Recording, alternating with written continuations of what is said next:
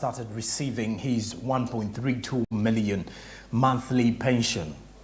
Well, he only stood off power after he could not compete for presidency after completing his 2 terms last year, and he was replaced by former Deputy President William Ruto.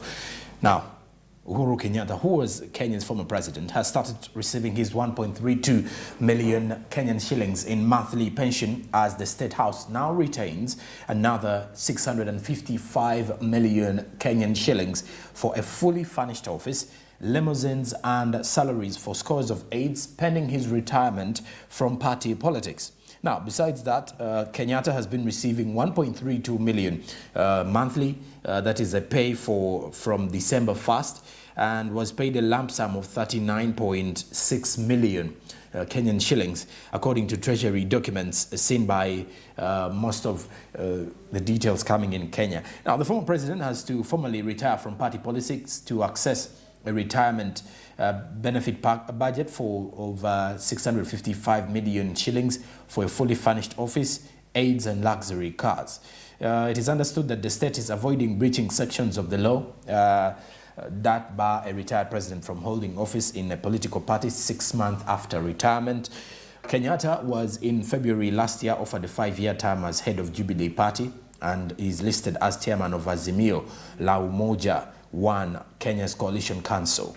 The vehicle veteran opposition leader Raila Odinga used to launch his 5th unsuccessful stab for Kenya's presidency. Now, the law allows the Treasury to provide a retired president with a monthly pension of 693,000 Kenyan shillings and other perks like house allowance, fuel and entertainment, plus utilities irrespective of political affiliation.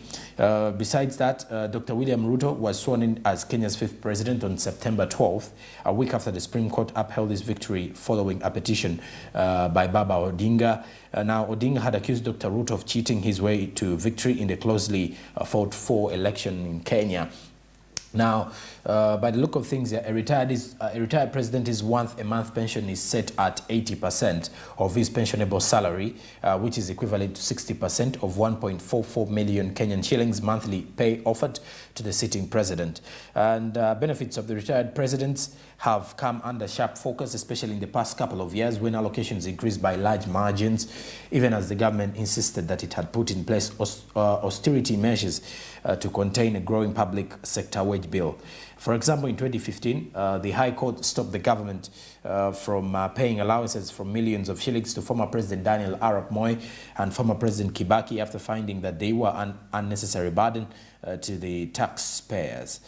So the Kenyattas, if you're to look at this, control 13.2% of the NCBA group, that is the Kenyatta family, owns a significant stake in the NCBA group following a merger between Commercial Bank of Africa, the CBA, and the NIC Bank, which is listed on the Nairobi Securities Exchange. So the Kenyattas control about 13.2% of NCBA group, valuing their stake of 8.15 billion based on the bank's market valuation of 61.7 billion Kenyan shillings.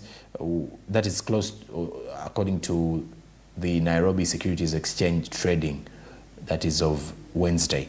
Now, their investments include Brookside Dairy and Upmarket Hotel chain, plus Heritage Hotels East Africa.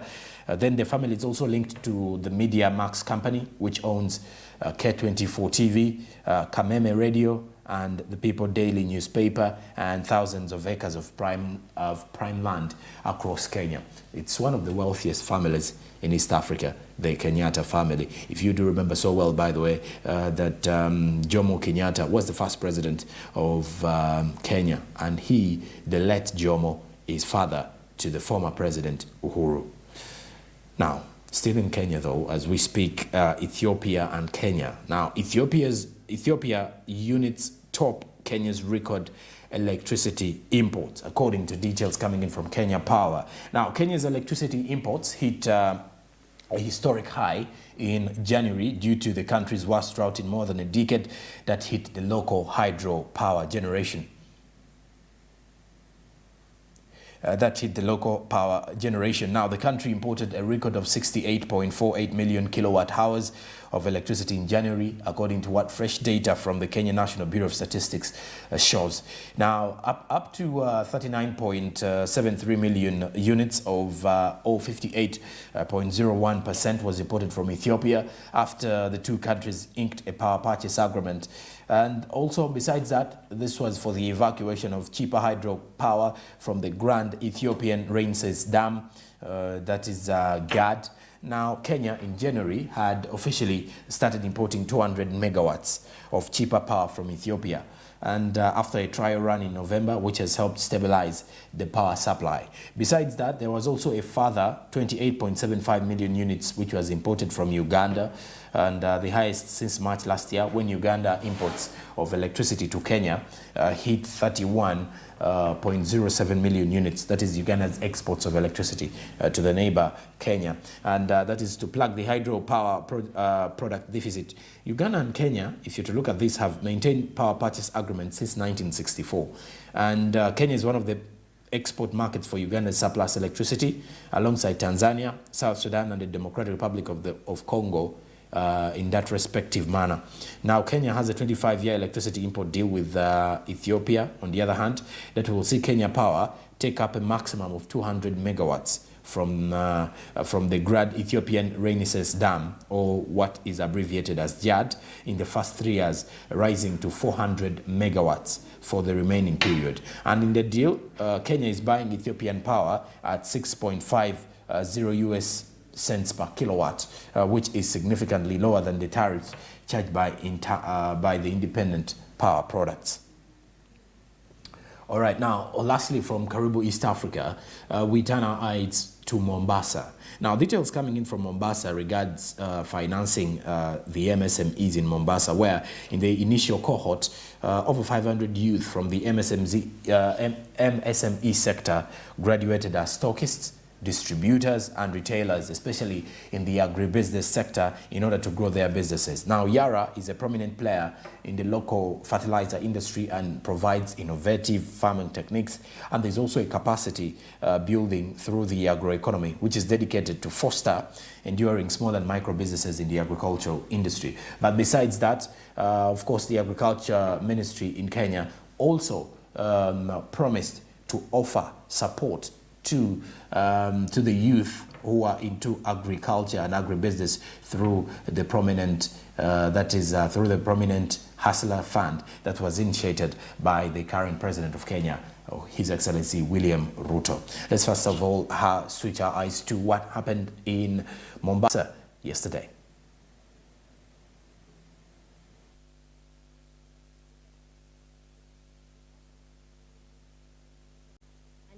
The agriculture sector has potential to offer the youth decent and self-employment, as well as the opportunity to participate as member owners of their businesses. The Kenyan government has identified 11 value chains as priority, which will create employment through exports and provide food security, including coffee, tea, fishing, edible oil, cotton, rice, maize, dairy, and beef.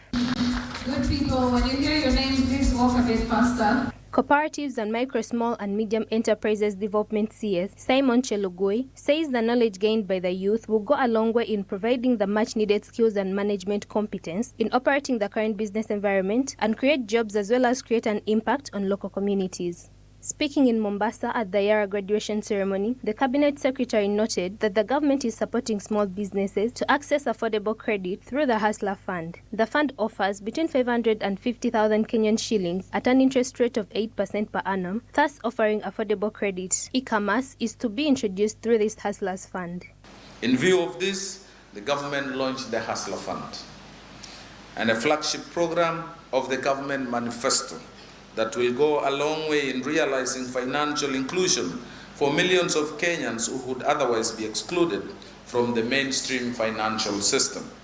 The personal finance product, which offers between 500 shillings and 50,000 at an interest rate of 8% per annum, has in over 5 months since its launch provided affordable credit to 19 million Kenyans. The Kenyan government acknowledges that micro, small and medium enterprises contribute significantly to the country's economy, where the sector accounts for 85% of non-farm jobs. However, MSMEs have limited access to credit, thus the government is looking forward to offering MSMEs financing at reasonable rates. Unlike 75% of Uganda's micro, small and medium enterprises, nearly 75% of these in Uganda have unfulfilled financing. Well, of course, that is some of the details that was running with the Business Today bulletin regarding financing of SMEs, MSMEs in Mombasa. And initially, over 500 youth from the MSME sector graduated as stockists, like I did mention, distributors and retailers in the agribusiness sector in order to grow their business. So by the look of things, Yara, which is a prominent player in the local fertilizer industry and provides innovative farming techniques plus capacity building through the agroeconomy, made it possible for those who are actually into the industry. Well, besides that, now let's turn our eyes to the Smb International News.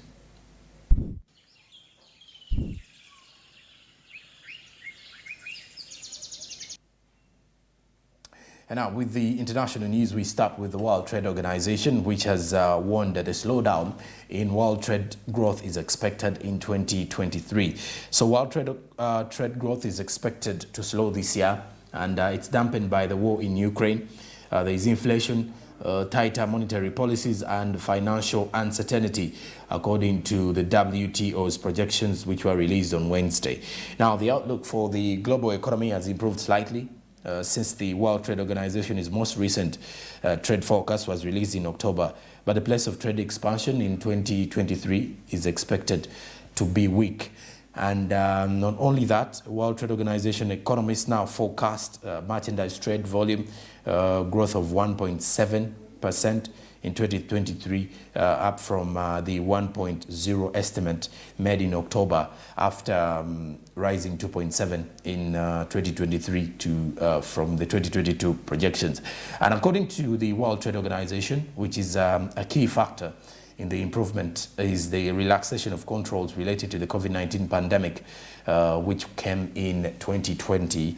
And this was cases had first been reported in China in December of 2019, which should release the accumulated consumer demand in the country of China and further stimulate international trade. By contrast, recent bank failures in the United States and Europe appear to have been largely contained, and rapidly rising interest rates could create further strain on financial markets and affect international trade too. Now, the World Trade Organization economists expect real GDP growth of 2.4% this year. The trade output growth rates are thus expected to be lower than their respective averages of 2.6% and 2.7% recorded during the 12-year period following the collapse of trade caused by the global financial crisis. Now, the 2.7% increase in world trade volume in 2022 was lower than the 3.5% rate forecast in October by the World Trade Organization due to the fall which was observed in the fourth quarter of last year. Now, the several factors contributed to this fall, including rising global commodity prices, tightening monetary policy in response to inflation, and then these COVID-19 outbreaks that disrupted production and trade in China. According to Mr. Osa, the lingering effects of COVID-19 and growing geopolitical tensions were the main factors that affected trade and production in 2022 and are likely to continue to do so in 2023. Now, it also notes that the interest rate hikes in advanced economies have also revealed weaknesses in banking systems that could lead to broader financial instability if felt unaddressed, and calls on government and regulators to be attentive to these financial risks in the coming month are also highly expected. Now, in 2024, trade growth is expected to rebound to 3.2% and GDP growth to 2.6%. But this estimate is tinged with greater than usual uncertainty, according to what the World Trade Organization has noted, due to the existence of significant downside risks, including growing geopolitical tensions, global food insecurity. Then there is also the possibility of unforeseen repercussions from the tighter monetary policy. There is also risks affecting financial stability and the rising debt levels in the world. All right, now lastly, from the international updates, we now turn our eyes to Twitter, as Elon Musk replaces Twitter's blue bird with the Doge meme. Now, the Twitter logo changes have hit the world by storm, surprisingly.